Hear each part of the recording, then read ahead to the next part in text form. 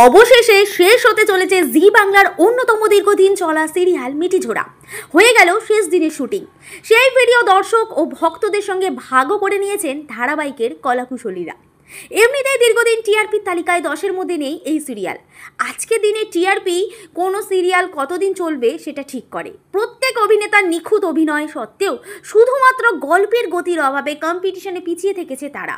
কিন্তু সিরিয়ালের পজিশন যাই হোক না কেন, ক্যামেরার পিছনে যে টিমের সবাই ভীষণ মজা করে সেটা তাদের ভিডিও বা রিল দেখলেই বোঝা যায়। প্রায় প্রত্যেক চরিত্রই সিরিয়ালের থেকে একদম অন্য রূপে ধরা দেয় সোশ্যাল মিডিয়ায়।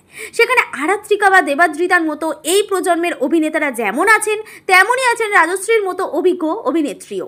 আর এই দিন আবেগে চোখের জলে হাসিতে কেক কেটে শেষ দিনে শুটিং করলেন অভিনেতারা। ছিলেন পরিচালক থেকে শুরু করে টেকনিক্যাল টিমের সবাই।